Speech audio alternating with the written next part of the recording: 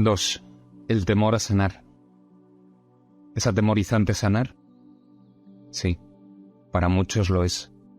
Pues la acusación es un obstáculo para el amor y los cuerpos enfermos son ciertamente acusadores. Obstruyen completamente el camino de la confianza y de la paz, proclamando que los débiles no pueden tener confianza y que los lesionados no tienen motivos para gozar de paz.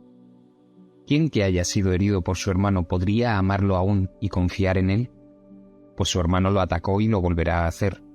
No lo protejas, ya que tu cuerpo lesionado demuestra que es a ti a quien se debe proteger de él. Tal vez perdonarlo sea un acto de caridad, pero no es algo que él se merezca. Se le puede compadecer por su culpabilidad, pero no puede ser eximido. Y si le perdonas sus transgresiones, no hace sino añadir otro fardo más a la culpabilidad que realmente ya ha acumulado. Los que no han sanado no pueden perdonar, pues son los testigos de que el perdón es injusto. Prefieren conservar las consecuencias de la culpabilidad que no reconocen. No obstante, nadie puede perdonar un pecado que considere real. Y lo que tiene consecuencias tiene que ser real porque lo que ha hecho está ahí a la vista. El perdón no es piedad, la cual no hace sino tratar de perdonar lo que cree que es verdad. No se puede devolver bondad por maldad, pues el perdón no establece primero que el pecado sea real para luego perdonarlo. Nadie que esté hablando en serio diría: «Hermano, me has herido. Sin embargo, puesto que de los dos yo soy el mejor, te perdono por el dolor que me has ocasionado».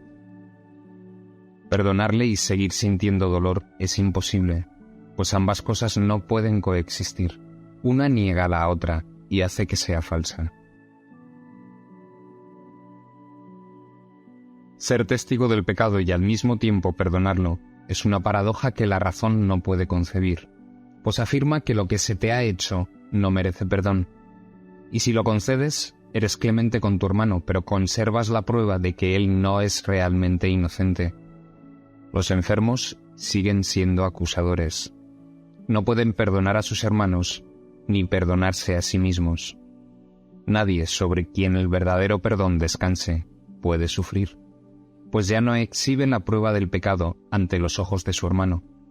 Por lo tanto, debe haberlo pasado por alto y haberlo eliminado de su propia vista. El perdón no puede ser para uno y no para el otro. El que perdona, se cura. Y en su curación radica la prueba de que ha perdonado verdaderamente y de que no guarda traza alguna de condenación que todavía pudiese utilizar contra sí mismo o contra cualquier cosa viviente. El perdón no es real a menos que os brinde curación a tu hermano y a ti. Debes dar testimonio de que sus pecados no tienen efecto alguno sobre ti y demostrar así que no son reales. ¿De qué otra manera podría ser él inocente? ¿Y cómo podría estar justificada su inocencia a menos que sus pecados careciesen de los efectos que confirmarían su culpabilidad? Los pecados están más allá del perdón, simplemente porque entrañarían efectos que no podrían cancelarse ni pasarse por alto completamente. En el hecho de que puedan cancelarse, radica la prueba de que son simplemente errores. Permite ser curado, para que de este modo puedas perdonar y ofrecer salvación a tu hermano y a ti. Un cuerpo enfermo demuestra que la mente no ha sanado. Un milagro de curación prueba que la separación no tiene efectos. Creerás en aquello que le quieras probar a tu hermano. El poder de tu testimonio procede de tus creencias. Y todo lo que dices, haces o piensas, no haces sino dar testimonio de lo que le enseñas a él. Tu cuerpo puede ser el medio para demostrar que nunca has sufrido por causa de él. Y al sanar puede ofrecerle un mudo testimonio de su inocencia. Este testimonio es el que puede hablar con más elocuencia que 1000 lenguas juntas, pues le prueba que ha sido perdonado. Un milagro no le puede ofrecer menos a él de lo que te ha dado a ti. De esta manera, tu curación demuestra que tu mente ha sanado y que ha perdonado lo que tu hermano no hizo. Y así, él se convence de que jamás perdió su inocencia y sana junto contigo. El milagro deshace de este modo todas las cosas que, según el mundo, jamás podrían deshacerse. Y la desesperanza y la muerte no pueden sino desaparecer ante el ancestral clarín que llama a la vida. Esta llamada es mucho más poderosa que las débiles y miserables súplicas de la muerte y la culpabilidad.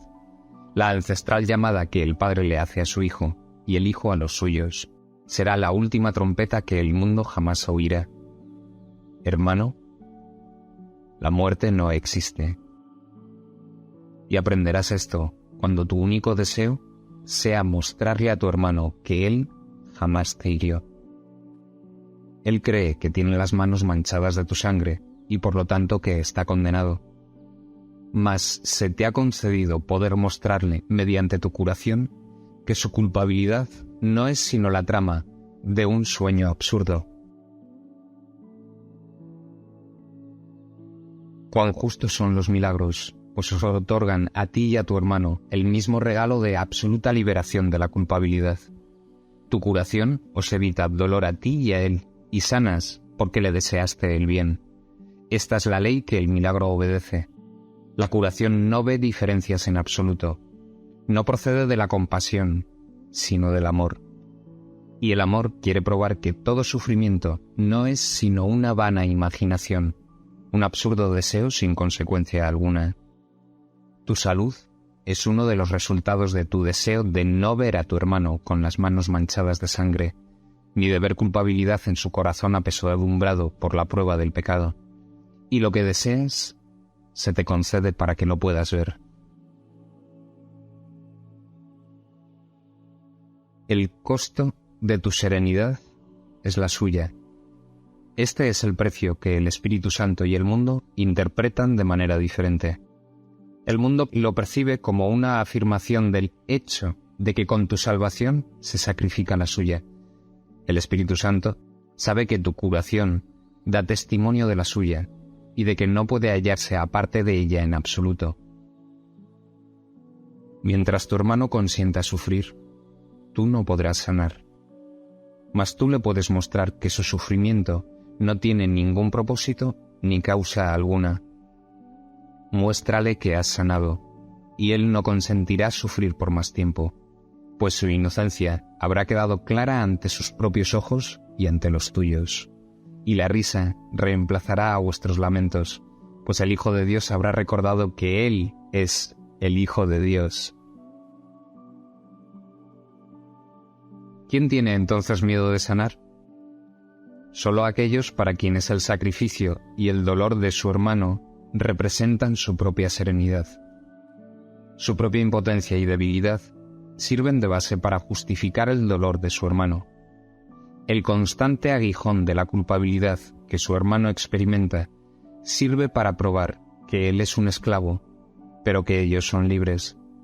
El constante dolor que sufren es la prueba de que ellos son libres, porque pueden mantener cautivo a su hermano, y desean la enfermedad para evitar que la balanza del sacrificio se incline a favor de aquel. ¿Cómo se podría persuadir al Espíritu Santo para que se detuviese por un instante, o incluso menos, a razonar con semejantes argumentos en favor de la enfermedad? ¿Y es acaso menester demorar tu curación porque te detengas a escuchar a la demencia?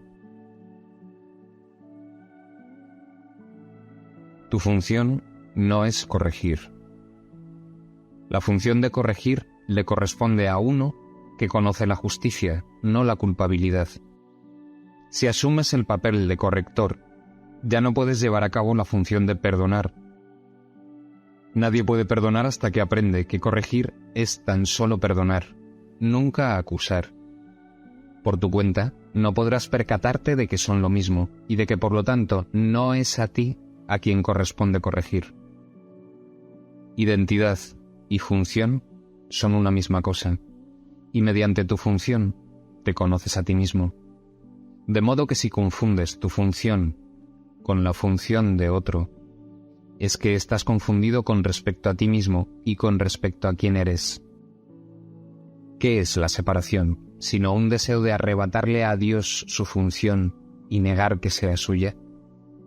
Mas si no es su función, tampoco es la tuya, pues no puedes por menos que perder aquello de lo que te apoderas.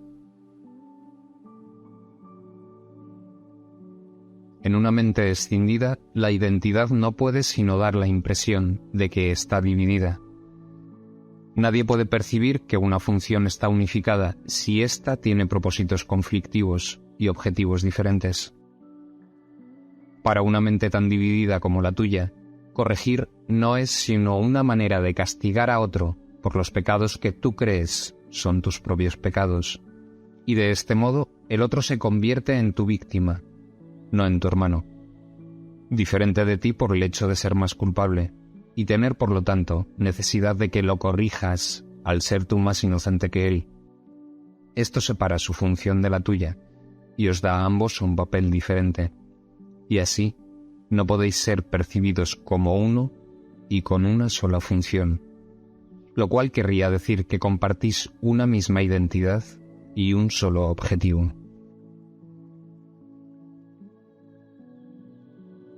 La corrección que tú quisieras llevar a cabo no puede sino causar separación, ya que esa es la función que tú le otorgaste. Cuando percibas que la corrección es lo mismo que el perdón, sabrás también que la mente del Espíritu Santo y la tuya son una. Y de esta manera habrás hallado tu propia identidad. No obstante, Él tiene que operar con lo que se le da, y tú solo le permites ocupar la mitad de tu mente. Y así, Él representa la otra mitad, y parece tener un propósito diferente de aquel que tú abrigas y crees que es el tuyo. De este modo, tu función parece estar dividida, con una de sus mitades en oposición a la otra. Esas dos mitades parecen representar la separación de un ser que se percibe dividido en dos.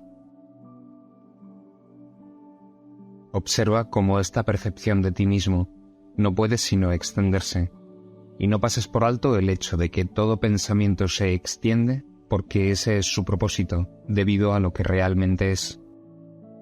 De la idea de que el ser se compone de dos partes, surge necesariamente el punto de vista de que su función está dividida entre las dos. Pero lo que quieres corregir es solamente la mitad del error, que tú crees que es todo el error. Los pecados de tu hermano se convierten de este modo en el blanco central de la corrección. No vaya a ser que tus errores y los suyos se vean como el mismo error. Los tuyos son equivocaciones, pero los suyos son pecados y por ende no son como los tuyos. Los suyos merecen castigo, mientras que los tuyos, si vamos a ser justos, deberían pasarse por alto.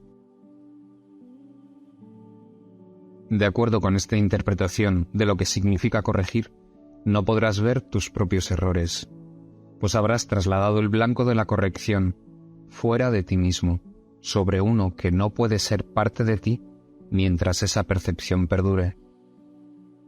Aquel al que se condena jamás puede volver a formar parte de lo que acusa, quien lo odiaba y todavía lo sigue odiando por ser un símbolo de su propio miedo.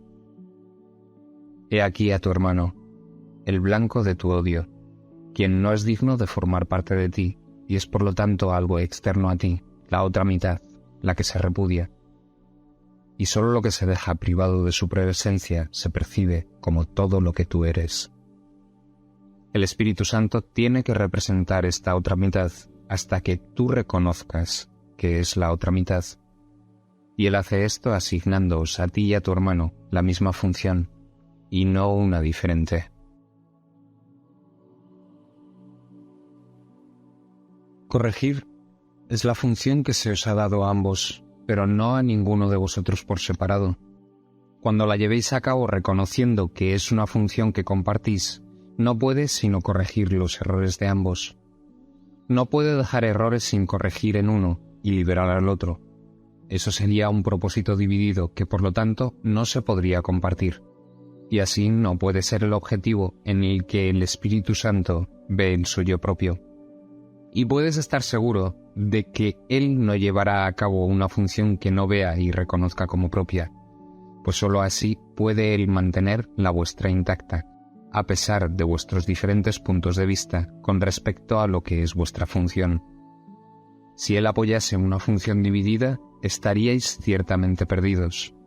La incapacidad del Espíritu Santo de ver su objetivo dividido y como algo distinto para cada uno de vosotros, te impide ser consciente de una función que no es la tuya.